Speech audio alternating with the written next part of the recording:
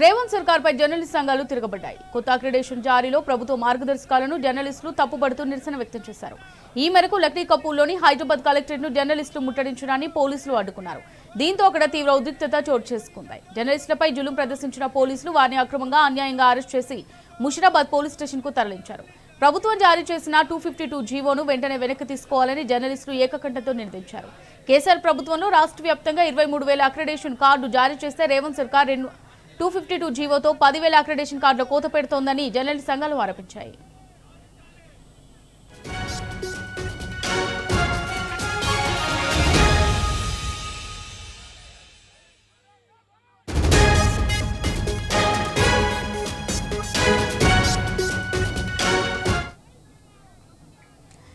దీనికి సంబంధించి మరింత సమాచారం టీయూడబ్ల్యూజే రాష్ట్ర ఉపాధ్యక్షుడు రమణ కుమార్ ద్వారా తెలుసుకుందాం.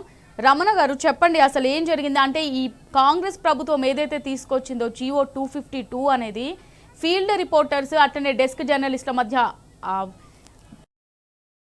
వారి మధ్య చిచ్చు పెట్టడానికి అనుకోవచ్చు అంటారా? దీనివల్ల దాదాపు 10 నుంచి 13,000 అక్రిడేషన్ కార్డుల కోత కూడా జరుగుతుంది కదా. అసలు దీనికి మొత్తానికి సంబంధించి డీటెయిల్స్ ఏంటి? తెలంగాణ రాష్ట్రం సాధించుకున్న తర్వాత అప్పటి ముఖ్యమంత్రి అంటే తెలంగాణ రాష్ట్ర తొలి ముఖ్యమంత్రి కేసీఆర్ గారు తెలంగాణ రాష్ట్రం ఏర్పడక ముందే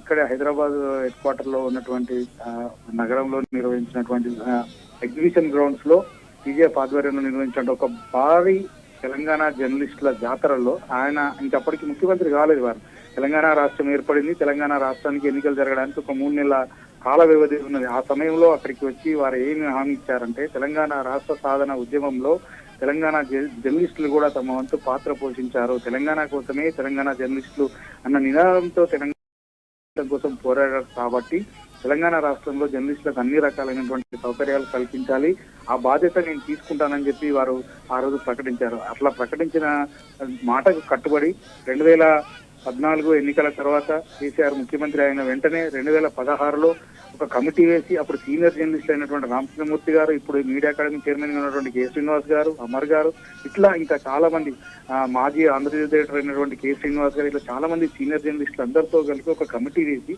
ఆ కమిటీ రిపోర్ట్ తీసుకొని దాని ఆధారంగా రిపోర్టర్లకే కాదు రిపోర్టర్లతో సమానంగా డెస్క్ లో పనిచేసే జర్నలిస్టులకు కూడా అక్రిడేషన్లు ఇవ్వాలనేటువంటి ఒక నిర్ణయం తీసుకొని అక్రిడేషన్స్ ఇవ్వడం జరిగింది. ఉమ్మడి ఆంధ్రప్రదేశ్ రాష్ట్రంలో మన తెలంగాణ ప్రాంతంలో 8,000 అక్రిడేషన్స్ ఉంటే తెలంగాణ రాష్ట్రం ఏర్పడిన తర్వాత మొట్టమొదటిసారిగా 18,000 అక్రిడేషన్లను మనం జర్నలిస్టులకు ఇచ్చుకోవడం జరిగింది తెలంగాణ రాష్ట్ర ప్రభుత్వం ద్వారా. ఆ తర్వాత 18,000ను 20,000, 23,000 మొత్తం 10 ఏళ్లలో తెలంగాణ రాష్ట్రం ఏర్పడిన తర్వాత 23,000 మందికి రిపోర్టర్స్, డెస్క్ జర్నలిస్టులు, వీడియో జర్నలిస్టులు, ఫోటో జర్నలిస్టులు అందరికీ కూడా ఈ అక్రిడేషన్ కార్డులు ఇవ్వడం. అక్రిడేషన్ కార్డులు ఇవ్వడం అనేది జర్నలిస్ట్ గా పనిచేస్తున్న వాళ్ళకు, ఈ వృత్తిలో పనిచేస్తున్న వాళ్ళకు అదొక ఆత్మగౌరవ చిహ్నం. వాళ్ళు పనిచేస్తున్న వృత్తికి ఒక ఐడెంటిటీగా దాన్ని ఫీల్ అవుతారు. దానివల్ల పెద్దగా ప్రయోజనాలు ఏమీ లేకపోయినప్పటికీ రాష్ట్ర ప్రభుత్వానికి 100,000 కోట్ల భారం ఏమీ పడదు. ఒక జర్నలిస్ట్ గా వృత్తిని ఎంచుకొని, అది వీడియో జర్నలిస్ట్ కావచ్చు, ఫోటో జర్నలిస్ట్ కావచ్చు, రిపోర్టర్ కావచ్చు, డెస్క్ జర్నలిస్ట్ కావచ్చు, ఈ జర్నలిజం వృత్తిని ఎంచుకొని పనిచేస్తున్నందుకు రాష్ట్ర ప్రభుత్వం నుంచి పొందే ఒక అధికారికమైన గుర్తింపు కార్డుగా దాన్ని ఫీల్ అవుతారు. దాన్ని కూడా ఇవాళ తీసేయడం కోసం ఈ తెలంగాణలో రెండవసారి ఏర్పడినటువంటి కాంగ్రెస్ పార్టీ ప్రభుత్వం ఈ 2 ఏళ్లలో కొత్త అక్రిడేషన్ కార్డులు ఇవ్వకపోగా ఉన్న అక్రిడేషన్ కార్డులను తీసివేయడానికి 252 అనేటువంటి జీవోని తీసుకొచ్చింది. గతంలో అల్లం నారాయణ గారు మీడియా అకాడమీ చైర్మన్ గా 10 సంవత్సరాల కాలం పనిచేసిన సమయంలో 2016లో అప్పుడు కేసీఆర్ ముఖ్యమంత్రిగా ఉన్న సమయంలో తీసుకొచ్చినటువంటి జీవో 239 ప్రకారం ఒక్కొక్క మీడియా సంస్థకు దాదాపు 50 అక్రిడేషన్ కార్డులు వచ్చేది. 50 నుంచి 55 అక్రిడేషన్ కార్డులు మళ్ళీ సపరేట్ గా వీడియో జర్నలిస్టులకు, ఫోటో జర్నలిస్టులకు, ఫిలిం జర్నలిస్టులకు, క్రైమ్ జర్నలిస్టులకు కూడా సపరేట్ గా అక్రిడేషన్ కార్డు ఇచ్చేటువంటి ఒక అవకాశం జీవో 239లో ఉండే. ఇప్పుడు వాటన్నిటిని తీసేసి మొత్తం అక్రిడేషన్ కార్డుల సంఖ్యను తగ్గించడానికి జీవో 252 తీసుకొచ్చారు. ఆ జీవో 252లో పొందుపరిచినటువంటి నియమ నిబంధనల ప్రకారం శాటిలైట్ ఛానల్స్ కు, అదేవిధంగా ప్రధాన పత్రికలు అయినటువంటి మెయిన్ స్ట్రీమ్ ఛానల్స్ కు కూడా వాటి సంఖ్యను తగ్గిస్తూ, గతంలో ఒక్కొక్క పేపర్ కానీ ఛానల్ కానీ హైదరాబాద్ హెడ్ క్వార్టర్ లో న్యూస్ పేపర్స్ కి అయితే 20 మందికి 20 మంది రిపోర్టర్లు, 20 మంది డెస్క్ జర్నలిస్టులు, అదే టీవీ ఛానల్స్ కి అయితే 12 మంది రిపోర్టర్లు, 12 మంది వీడియో జర్నలిస్టులు, ఇట్లా ఇచ్చేటువంటి ఒక సంఖ్యను 20ని 12కి తగ్గించి 12ని 8కి తగ్గించి గతంలో కేబుల్ ఛానల్స్ కూడా హైదరాబాద్ హెడ్ క్వార్టర్ లో 10 అక్రిడేషన్ కార్డులు, జిల్లాలలో 4 అక్రిడేషన్ కార్డులు ఇస్తే కేబుల్ ఛానల్స్ మొత్తంగా తీసేసి కేవలం కేబుల్ ఛానల్ కి ఒకే ఒక్క అక్రిడేషన్ అంటే ఒక రిపోర్టర్ కెమెరామెన్ మాత్రమే ఇచ్చేటువంటి ఒక ప్రతిపాదన ఈ కొత్త జీవోలో తీసుకొచ్చారు. ఫలితంగా దాదాపు 10 నుంచి 13,000 మంది జర్నలిస్టులు ఇవాళ అక్రిడేషన్ పొందేటువంటి ఒక అవకాశాన్ని ఈ కొత్త జీవో 252 జీవో ద్వారా కోల్పోతున్నారు. కాబట్టి దీన్ని నిరసిస్తూ ఇవాళ Telangana union of working journalist నాయకత్వంలో అల్లం నారాయణ గారి నాయకత్వంలో తెలంగాణ రాష్ట్ర వ్యాప్తంగా అన్ని జిల్లా కలెక్టరేట్లలో అన్ని జిల్లా కేంద్రాలలో మేము నిరసన తెలియజేశాం. జిల్లా కలెక్టర్లకు వినతి పత్రాలు ఇచ్చాం. అదేవిధంగా రాష్ట్ర సమాచార పౌర సంబంధాల శాఖ మంత్రి అయినటువంటి పొంగులేటి శ్రీనివాసరెడ్డి గారిని కూడా కలిసి వారికి కూడా వినతి పత్రాన్ని ఇచ్చి ఈ మొత్తం విషయాన్ని కూడా వివరించబోతున్నాం. ఎందుకంటే తెలంగాణ ప్రజలలో జర్నలిస్టులు కూడా మీడియా రంగంలో పనిచేస్తున్న వాళ్ళు కూడా వీళ్ళు ప్రజలే. వీళ్ళకు కూడా ప్రజలు ప్రభుత్వం నుంచి పొందుతున్నటువంటి సంక్షేమ పథకాలు ఎట్లా పొందుతున్నారో ఈ అక్రిడేషన్ ద్వారా సంక్షేమ పథకాలను పొందేటువంటి అవకాశం ఉంటుంది. అది బస్ పాస్ కావచ్చు, హెల్త్ కార్డు కావచ్చు, లేకపోతే ఇంకేదైనా బెనిఫిషరీ ప్రభుత్వం నుంచి 4 కోట్ల మంది తెలంగాణ ప్రజలలో 23,000 అక్రిడేషన్లు ఉన్నాయి. అంటే ఇవాళ 23,000లో దాదాపు 10 నుంచి 13,000 కోత పెట్టాలంటే ఈ 4 కోట్లలో 13,000 మంది జర్నలిస్టులు ఈ ప్రభుత్వానికి భారం అయ్యారా? లేకపోతే ఈ అక్రిడేషన్ ఇవ్వడం వల్ల ఈ రాష్ట్ర ప్రభుత్వ ఖజానా పైన ఏమైనా ఒక 1,000 కోట్ల రూపాయలు లేకపోతే 20,000 కోట్ల రూపాయలు భారం ఏమైనా పడుతుందా?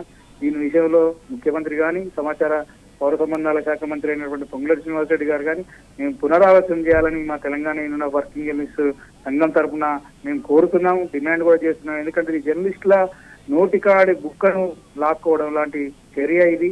దీనిని తీవ్రంగా ఖండిస్తున్నాం. అందుకే ఇవాళ హైదరాబాద్ లో అన్ని జిల్లా కేంద్రాలలో కలెక్టరేట్ల దగ్గర ధర్నాలు చేసి మా నిరసన తెలియజేసి ఈ 252 జీవో అక్రిడేషన్ కార్డులలో కోత పెట్టడానికి తీసుకొచ్చిన జీవోను వెంటనే పునఃసమీక్షించాలి, లేదంటే దాన్ని రద్దు చేసి కొత్త జీవోను తీసుకురావాలి. గత 10 సంవత్సరాల కాలంలో ఎట్లయితే కేసీఆర్ ముఖ్యమంత్రిగా ఉన్నటువంటి సమయంలో జర్నలిస్టులకు అక్రిడేషన్ ఇచ్చారో, రిపోర్టర్లకు కావచ్చు, డెస్క్ జర్నలిస్టులకు కావచ్చు, వీడియో జర్నలిస్ట్, ఫోటో జర్నలిస్టులకు ఇచ్చారో అదే పద్ధతిలో మళ్ళీ ఇవ్వాలి అని చెప్పేసి మేము డిమాండ్ చేస్తున్నాం. సహజంగా ఎవరైనా సరే పెంచుకుంటూ పోతుంది తప్ప కోత పెట్టదు. గత ప్రభుత్వం ఇచ్చిన దాన్ని ఈ ప్రభుత్వం ఇంకెక్కువ ఇస్తారని చెప్తాయి, మళ్ళీ రాబోయే దానికంటే ఇంకెక్కువ ఇస్తారని చెప్తాయి. ఇప్పుడు గతంలో చూస్తే కనుక ఒక 10-15 ఏళ్ల క్రితం పెన్షన్ 100 రూపాయలు ఉండే, ఆ తర్వాత 200 అయింది, ఆ తర్వాత 2,000 అయింది. రేవంత్ రెడ్డి 4,000 చేస్తాడు, కానీ 4,000 చేయలేదు. అంటే అది పెంచుకుంటూ పోవాలి తప్ప తగ్గించడం అనేది ఎక్కడా ఉండదు అసలు. కానీ ఎందుకో విచిత్రంగా మరి జర్నలిస్టుల విషయానికి వచ్చేటప్పటికి మరి ఈ ప్రభుత్వం ఈ విధంగా ఆలోచన చేసి ఈ కొత్త జీవోని తీసుకొచ్చింది. ఇది ఎంత మేరకు కూడా సరైనది కాదన్నది మా అభిప్రాయం. ఈ విషయంలో రాష్ట్ర ప్రభుత్వం, గౌరవ ముఖ్యమంత్రి రేవంత్ రెడ్డి గారు, గౌరవ సమాచార పౌర సంబంధాల శాఖ మంత్రి పొంగులేటి శ్రీనివాసరెడ్డి గారు దీని విషయంలో ఆలోచించి జర్నలిస్టులకు ఏ విధమైనటువంటి నష్టం జరగకుండా అర్హులైన ప్రతి జర్నలిస్టులు అక్రిడేషన్ కార్డు పొందే విధంగా, అర్హులైన ప్రతి జర్నలిస్టు బస్ పాస్ పొందే విధంగా, అర్హుడైన ప్రతి జర్నలిస్టు హెల్త్ కార్డు పొందే విధంగా ఈ రాష్ట్ర ప్రభుత్వం చర్యలు తీసుకోవాలని మేము కోరుతున్నాం.